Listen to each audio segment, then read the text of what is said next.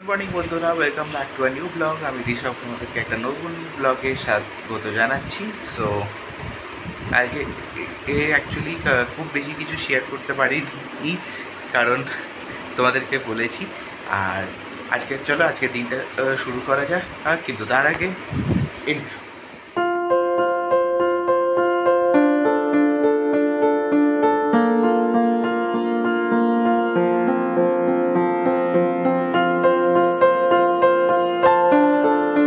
ঘরের এখন কাজ এখন সব শেষ।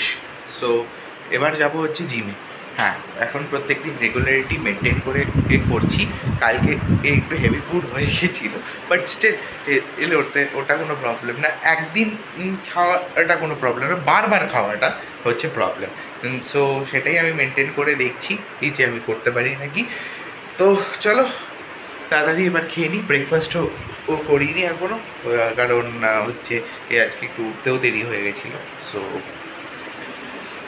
একটু ফল খেয়ে যেতে বলেছে, তো একটু দেখি একটু ফল খেয়ে নিই, কটা ফ্রুটস। আমি আর বা এখন রেডি, একদম ফুললি রেডি। আর এখন যাচ্ছি হচ্ছে জিম।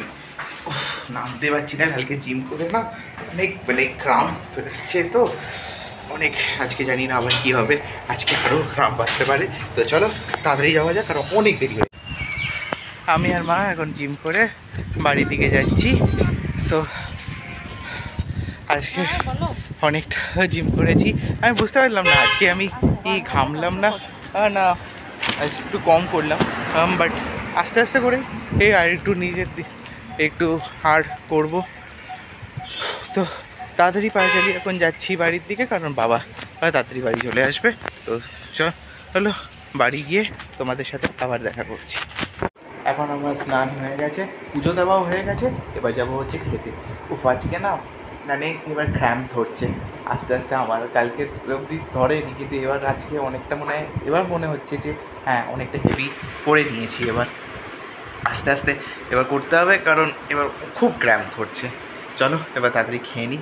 আবার একজন ওয়ালপেপারের জন্য আসবে, একটু বাড়ি একটু ওয়ালপেপার লাগানোর ইচ্ছে আছে। বিকেলবেলা একজন ভদ্রলোক এসেছিলেন, তিনি হচ্ছেন আমরা যেখান থেকে ওয়ালপেপার করাতে চেয়েছিলাম, তো সেই ওয়ালপেপার করানোর জন্য তাকে দেখা হয়েছিল। তো তিনি বললেন যে হবে, কিন্তু এখন আমাদের দেওয়ালের একটু মানে হচ্ছে ওই ড্যাম্প হয়ে যাচ্ছে বাইরের দিক থেকে। সো সেটাকে ঠিক করানোর পর তারপর ওর করলে ভালো হয়। বাই দ্য ওয়ে, আজকে স্যার এসেছিল, ও স্যারের কাছে অ্যাকাউন্টেন্সি করলাম। এখন করার পর এখন মায়ের খুব খিদে পাচ্ছে। তো দেখো জিম করছি কিন্তু তার সাথে আবার বাইরের জিনিসপত্র খাচ্ছি বাট এটা মাকে বললাম যে মা করো না, কিন্তু মায়ের বলছে যে অনেক খিদে পাচ্ছে, তো একটা করে দিই।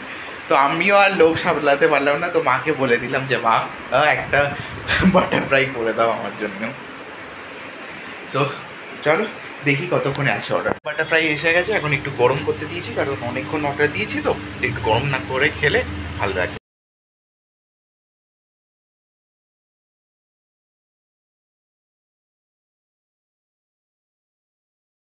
সো গাইস, আমরা তো খেয়ে নিয়েছি ভেটকি কি যেন ভেটকি বাটারফ্রাই, তো সেটা তো খেয়ে নিলাম। মিত্র ক্যাফের অসাধারণ ছিল। আর আইসক্রিম, তো মা অ্যাকচুয়ালি যেহেতু আজকে ফোন করলে কেন? আর একটু আসতে